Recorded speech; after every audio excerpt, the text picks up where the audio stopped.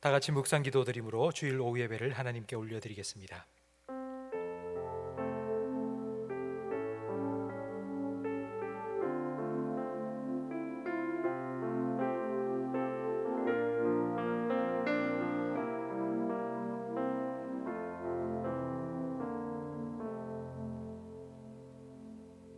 하나님은 여기시니 예배하는 자가 영과 진리로 예배할지니라. 아멘.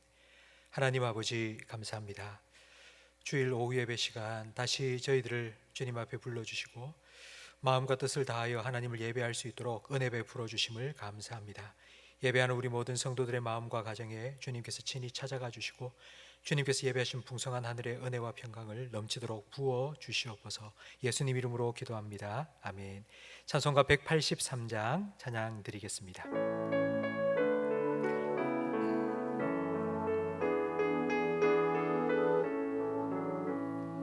빈들의 마른 불같이 시들은 나의 영혼, 주님이 약속한 성령 간절히 기다리네.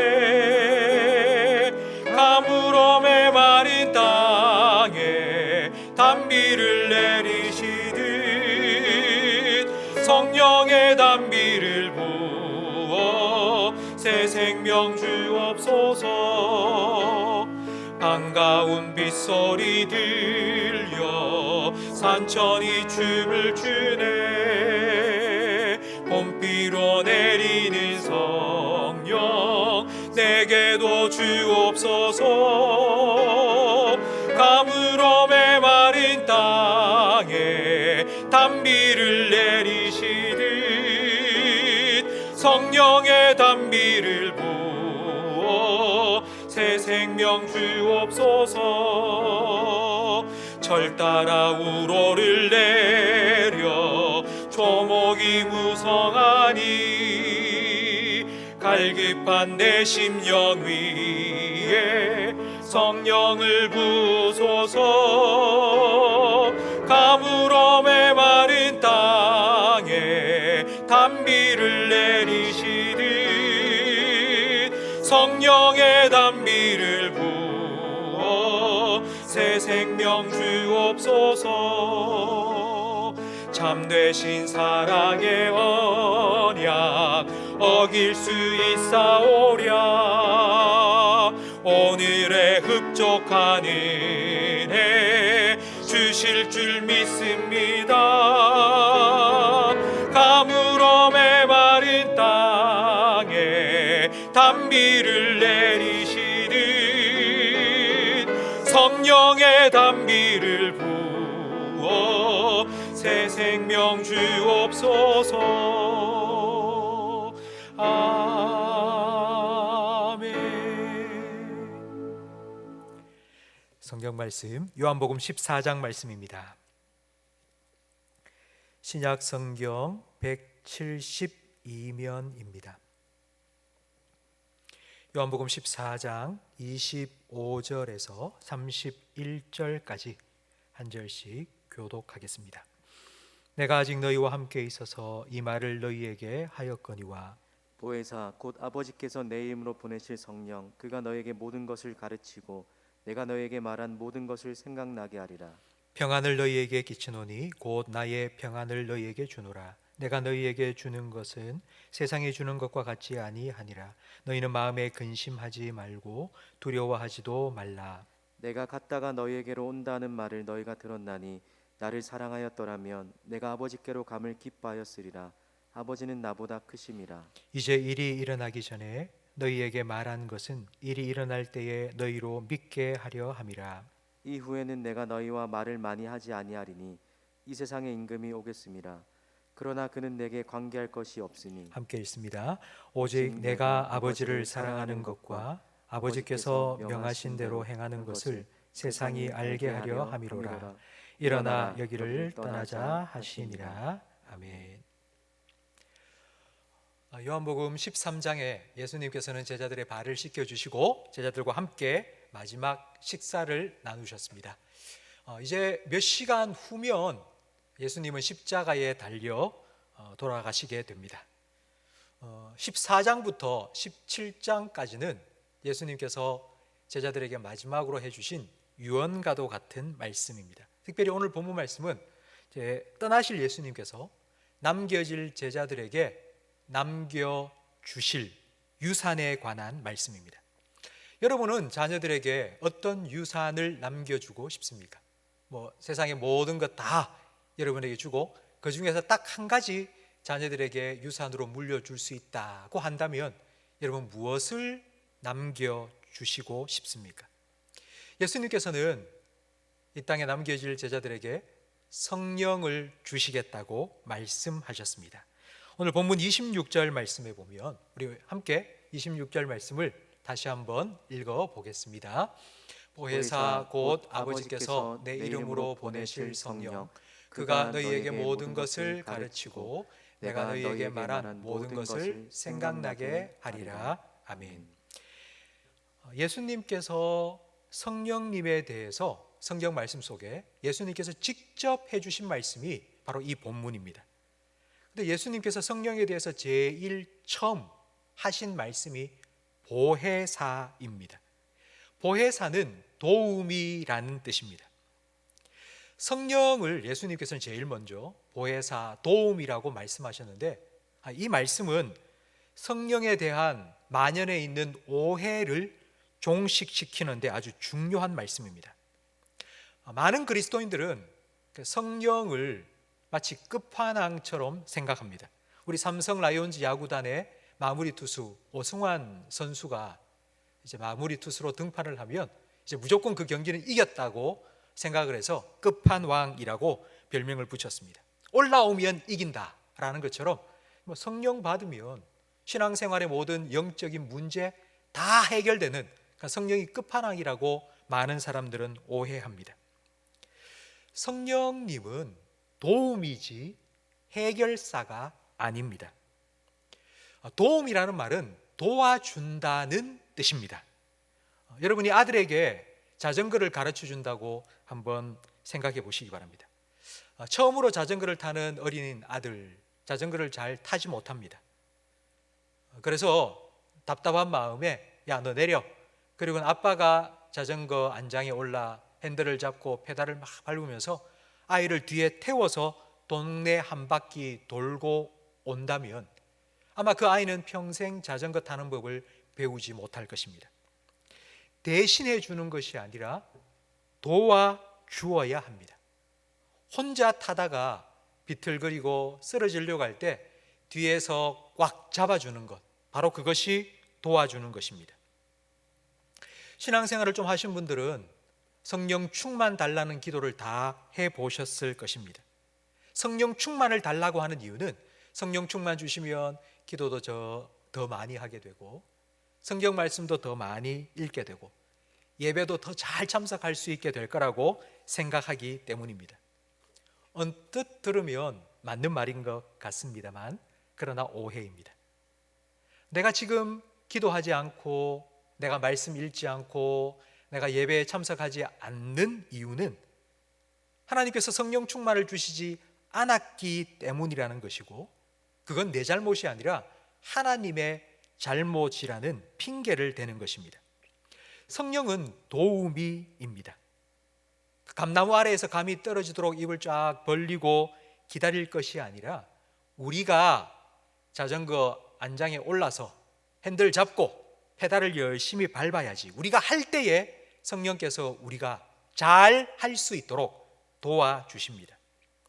26절 말씀을 계속하여 보면 곧 아버지께서 내 이름으로 성령을 보내실 것이라고 말씀하십니다. 하나님께서 성령을 보내주십니다. 그러나 모든 사람이 다 성령을 받을 수 있는 것은 아닙니다. 성령을 받을 수 있는 조건이 있습니다. 하나님께서는 예수님의 이름으로 성령을 보내십니다. 그렇기 때문에 성령을 받는 사람도 예수님의 이름으로 받을 수 있습니다. 예수 이름으로 구원받듯이 예수 이름으로 성령도 받을 수 있습니다. 이걸 좀 더 쉽게 말하면 바로 예수님을 믿는 사람에게 하나님께서는 성령을 주신다는 뜻입니다. 왜냐하면 성령께서 오셔서 하시는 일이 예수님과 아주 깊은 관련이 있기 때문입니다. 다시 한 번 더 우리 26절 말씀을 읽어 보겠습니다. 보혜사 곧 아버지께서 내 이름으로 보내실 성령 그가 너희에게 모든 것을 가르치고 내가 너희에게 말한 모든 것을 생각나게 하리라. 아멘. 모든 것을 가르친다. 그러니까 성령 그가 너희에게 모든 것을 가르친다 하셨는데 모든 것이 무엇일까요? 뭐 수학, 공식, 아니면 영어 문법 이런 거 가르치시면 얼마나 좋겠습니까? 그렇지 않습니다. 그 모든 것이 무엇인지 그 다음 구절에 이렇게 말씀하십니다. 내가 너희에게 말한 모든 것. 예수님께서 말씀해 주신 모든 것을 성령님께서 가르쳐 주시고 생각나게 해 주십니다. 이걸 한마디로 말하면 예수님의 말씀을 깨닫게 해 주신다는 것입니다. 주일날 우리가 교회에 와서 예배드리면서 말씀 들을 때에 우리는 그 말씀을 듣는 그 순간에 그렇구나, 이건 이런 뜻이구나 깨닫고 고개를 끄덕끄덕 합니다. 하지만 그 말씀이 실제로 필요한 시간과 장소는 주일날 예배드리는 이곳 이 시간이 아니라 일주일 동안 직장과 학교에서 살아가는 바로 그곳입니다. 바로 그곳, 그때에 성령님께서 예수님의 말씀을 생각나게 해 주시고 기억나게 해 주십니다. 딱 그 상황에 맞는 말씀을 생각나게 해 주셔서 그 말씀대로 살아갈 수 있도록 우리를 도와주십니다. 이게 성령님께서 우리 안에서 하시는 일입니다. 형제의 모습 속에 보이는, 그리고 또 내게 있는 향유 옥합이라는 아름다운 찬양을 작곡하신 박정관 목사님이 계십니다. 박정관 목사님은 두 아들이 있는데 그 아들들이 어릴 때에, 초등학교 때에 목사님은 두 아들들에게 성경 말씀을 암송하도록 훈련을 시켰다고 합니다. 반드시 성경 암송을 해야지 식사도 할 수 있게 하고 용돈도 주었는데 어느 날 이런 마음이 들었다고 합니다. 너무 억지로 시키면 역효과가 나는 거 아닐까, 이런 고민이 시작되었습니다. 그런데 어느 날 큰아들이 학교에 갔다 오는데 입에 담배 같은 것을 물고 있었습니다. 목사님은 깜짝 놀라서 그게 뭐냐고 물었는데 이건 담배가 아니고 껌이에요. 껌 모양으로 생긴, 담배 모양으로 생긴 껌이었습니다. 머쓱해진 목사님이 그래? 하고 넘어가려고 하는데 그때 옆에 있던 작은 아들이 악은 어떤 모양이라도 버리라 하신 데살로니가전서 5장 22절, 짧기 때문에 오래전에 외웠던 말씀인데 그 말씀을 암송하더라는 겁니다. 어떻게 그 상황에 맞게 시의 적절한 그 말씀을 그 순간에 생각해서 그렇게 암송할 수 있었는지 목사님은 깜짝 놀랐다고 합니다. 그러면서 이런 생각을 했습니다. 성경 말씀을 암송시키는 것이 아무 소용없는 쓸데없는 일이 절대 아니구나. 차곡차곡 쌓여놓은 걸 성령님께서는 그 순간, 그 시간, 그때에 그 상황에 맞게 끄집어내서 기억나게 해주시고 가르쳐 주시는구나 라고 깨닫게 되었습니다. 그래서 좀 힘들지만 계속하여서 아들들에게 성경 암송 훈련을 시켰다고 합니다. 성령님은 우리를 도와주십니다. 우리가 기도해야 성령께서는 마땅히 기도할 바를 우리에게 가르쳐 주십니다. 우리가 성경 말씀을 읽고 듣고 암송하고 묵상해야지 성령님께서는 생각나게 해주시고 가르쳐 주시고 깨닫게 해 주십니다. 우리가 예배를 드려야지 성령께서는 영과 진리로 예배할 수 있도록 도와주십니다. 우리가 복음을 전해야지 성령께서는 마땅히 할 말을 우리에게 가르쳐 주십니다. 이렇게 보혜사 성령님, 도우미 성령님께서 나와 함께 하셔서 나를 도와주신다는 것을 믿음으로 살아갈 때에 우리는 27절 말씀처럼 평안을 누릴 수 있습니다. 평안의 반대는 27절 마지막에 나오는 근심과 두려움입니다. 걱정과 불안함입니다. 이런 근심과 걱정, 두려움과 불안함이 생기는 이유는 내일 무슨 일이 일어날지 우리는 모르기 때문입니다. 어떻게 할까? 뭐 할까? 어디로 갈까? 이런 생각에 우리는 불안합니다. 그때 성령님께서는 가르쳐 주십니다. 예수님의 말씀을 기억나게 해주시고 생각나게 해주시고 깨닫게 해주십니다. 아, 그렇지. 아, 이렇게 해야 되는구나. 성령님께서 우리를 가르쳐 주실 때에 우리의 마음에는 성령으로 인한 평안함이 찾아옵니다. 문제가 해결된 것은 아닙니다. 그러나 상황은 그대로이지만 그 순간 성령님께서 우리의 삶을 주관하시고 말씀으로 우리의 삶을 인도해 주신다는 믿음으로 인한 평안이 찾아옵니다. 이 평안은 예수님께서 말씀하신 것처럼 세상이 주는 것과 다릅니다. 세상이 주는 평안이라는 것은 돈이 많으니까 어떤 문제가 생겨도 다 해결해 나갈 수 있는 돈이 많아서 난 편하다라는 것입니다. 그리고 난 강한 무기가 있으니까 누가 쳐들어와도 난 다 막아낼 수 있어. 그래서 마음이 평안한 것입니다. 그러나 여러분, 만약 그 돈이 줄어들고 아니면 내가 가진 무기보다 더 강한 무기를 가진 사람이 등장한다면 불안해질 수밖에 없습니다. 세상이 주는 평안, 없으면 불안하고 있어도 언제 없어질까 불안할 수밖에 없습니다. 이게 바로 세상이 주는 평안입니다. 일시적이고 조건적입니다. 그러나 예수님께서 주시는 성령으로 말미암아 우리에게 주시는 평안은 변함없고 영원합니다. 예수님께서는 요한복음 7장 37절에 나를 믿는 자에게 성령을 주실 것이라고 말씀하셨는데 우리 이 말씀을 함께 읽어보겠습니다. 예수께서 서서 외쳐 이르시되 누구든지 목마르거든 내게로 와서 마시라. 나를 믿는 자는 성경의 이름과 같이 그 배에서 생수의 강이 흘러나오리라 하시니 이는 그를 믿는 자들이 받을 성령을 가리켜 말씀하신 것이라. 예수께서 아직 영광을 받지 않으셨으므로 성령이 아직 그들에게 계시지 아니하시더라. 아멘. 예수님께서는 누구든지 나를 믿으면 그 배에서부터, 그러니까 외적으로 주어지는 어떤 평안의 조건이 아니라 그의 내면, 그의 영혼, 한번 오셔서 영원히 우리와 함께 하시는, 내주하시는 성령으로 인한 평안이 우리 마음속에서 계속하여 흘러넘칠 것이라고 약속해 주셨습니다. 그렇다면 과연 이 성령을 예수님께서는 언제 보내주실까요? 28절 말씀에 보면 내가 갔다가 너희에게로 온다 하는 말을 너희가 들었나니 나를 사랑하였더라면 내가 아버지께로 감을 기뻐하였으리라고 예수님 말씀하십니다. 예수님께서는 지금 간다고 계속하여 말씀하십니다. 예수님은 하나님께로 다시 돌아간다고 말씀하십니다. 하나님께로 돌아간다는 말은 하나님의 보냄을 받아 하나님께서 맡기신 사명을 다 완수하셨기 때문에 다시 하나님께로 돌아간다는 뜻입니다.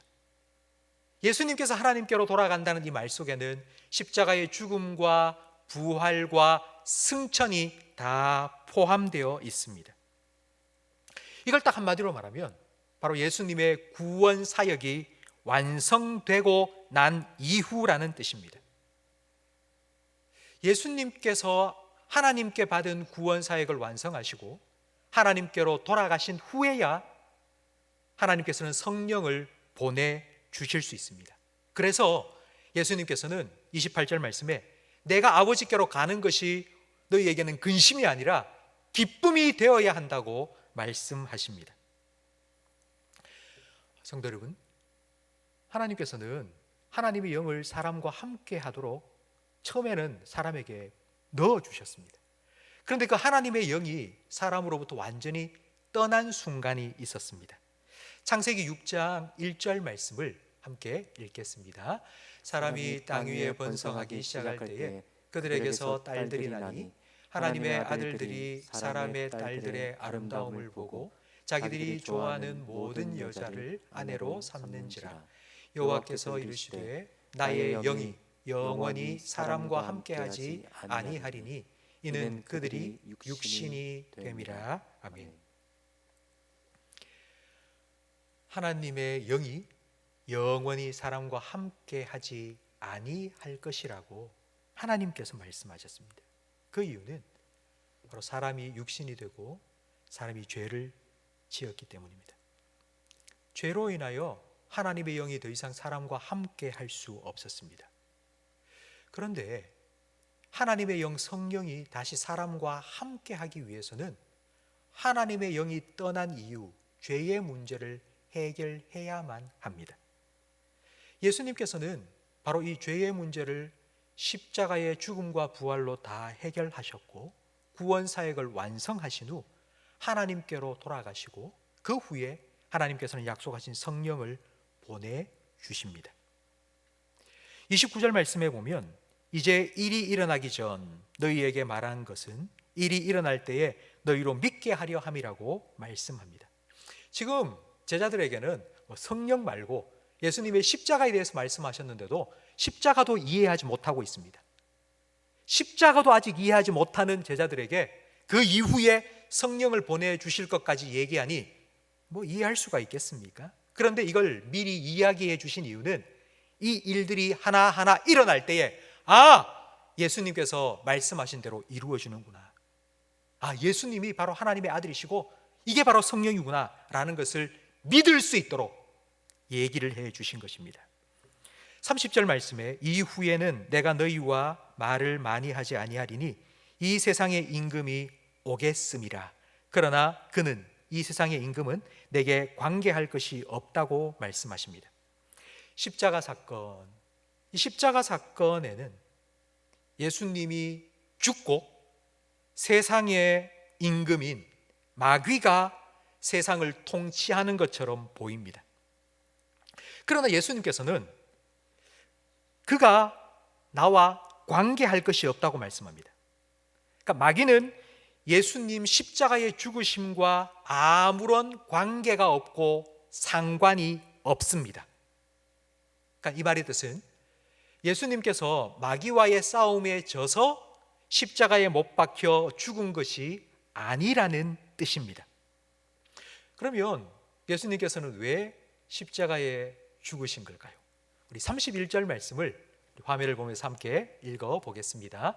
오직 내가 아버지를 사랑하는 것과 아버지께서 명하신 대로 행하는 것을 세상이 알게 하려 함이로라. 아멘. 예수님은 마귀에게 져서 십자가에 못 박혀 죽은 것이 아닙니다. 예수님은 하나님을 사랑하시기 때문에, 하나님께서 그토록 원하시는, 하나님이 사랑하는 우리를 구원하시기 위해서 하나님이 명하신 대로 십자가를 지시고 죽으신 것입니다. 십자가는 실패와 패배가 아니라 하나님에 대한 사랑과 순종입니다.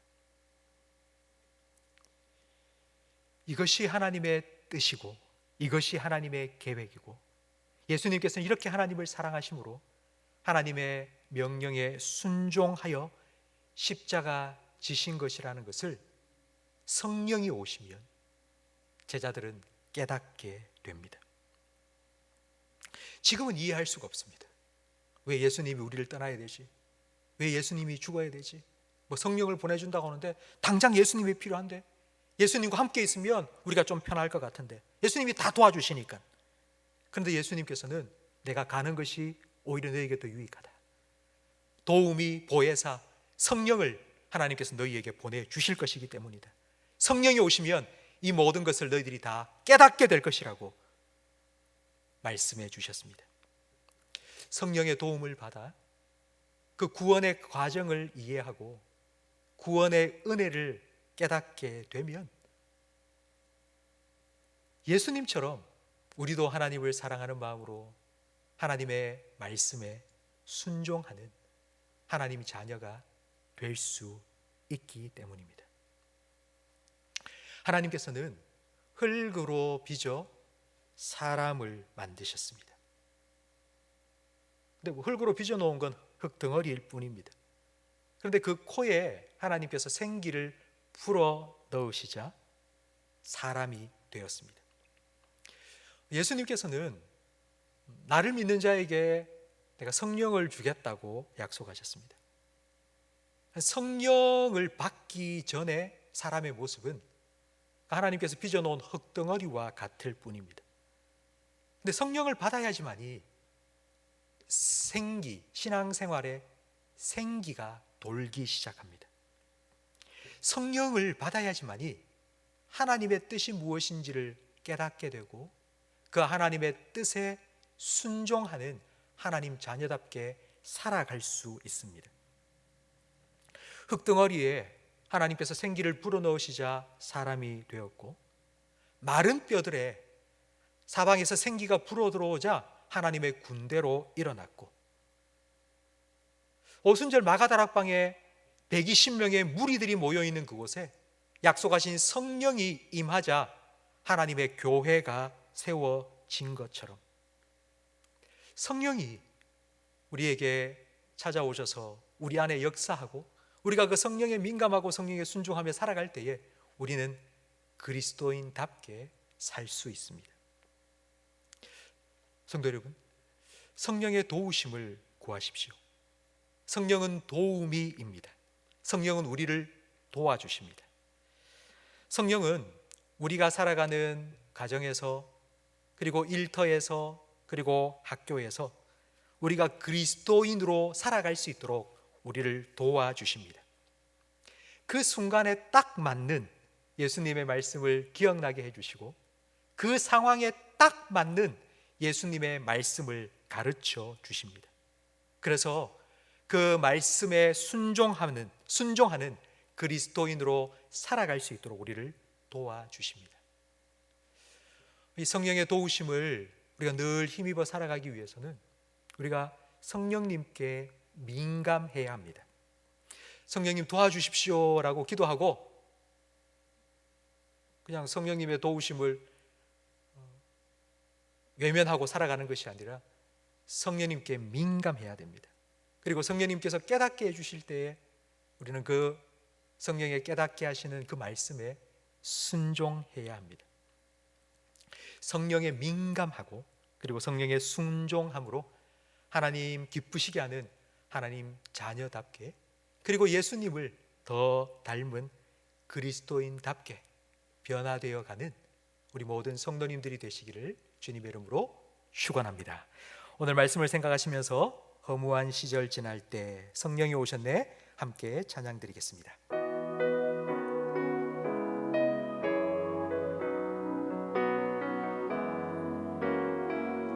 허무한 시절 지날 때 깊은 한숨 내쉴 때 그런 풍경 보시며 단식하는 분인데 고와 같이 너희를 버려두지 않으리 내가 너희와 영원히 함께하리라. 성령이 오셨네, 성령이 오셨네, 내 주에 보내신 성령이 오셨네. 우리 인생 가운데 친히 찾아오셔서 그 나라 꿈꾸게 하신 성령이 오셨네. 성령이 오셨네, 성령이 오셨네, 내 주에 보내신 성령이 오셨네. 우리 인생 가운데 친히 찾아오셔서 그 나라 꿈꾸게 하시네. 기도하겠습니다. 십자가로 우리의 구원을 이루시고 우리의 구원을 완성하시기 위해 우리의 도움이 성령님을 보내주신 예수님 감사합니다. 오늘 말씀을 통하여서 성령님이 누구시고 성령님이 우리 안에서 어떤 일을 하시는지 가르쳐 주셔서 감사합니다. 성령님, 오늘 들은 이 말씀이 다음 한 주간 동안 기억나게 해 주셔서 날마다 성령의 도우심을 구하며 살아가게 해 주시옵소서. 말씀으로 우리의 갈 길을 인도해 주시고 말씀으로 우리의 마음을 지켜 주시옵소서. 말씀으로 죄를 물리치게 하시고 유혹으로부터 승리하게 해 주시옵소서. 이번 한 주간도 성령의 도우심을 힘입어 그리스도인답게 살아가게 해 주시옵소서. 우리가 기도할 때마다 성령님께서 기도의 용으로 우리의 기도를 도와주시며 말씀을 펼쳐 읽을 때마다 지혜의 영으로 우리 가운데 역사하셔서 그 말씀을 깨닫게 해 주시옵소서. 성령의 도우심을 힘입어 하나님을 기쁘시게 하는 하나님의 자녀답게, 예수님을 더 닮아가는 그리스도인답게 날마다 거룩한 변화를 이루어가게 해 주시옵소서. 예수님 이름으로 기도합니다. 아멘. 우리 구주 예수 그리스도의 은혜와 우리 아버지 하나님의 사랑과 성령 하나님의 교통하심이, 성령의 도우심을 구하고 성령에 민감하게 반응하며 순종함으로 그리스도인답게 살아가기를 소망하며 다짐하는 모든 성도들 위해 영원토록 함께 있을지어다. 아멘.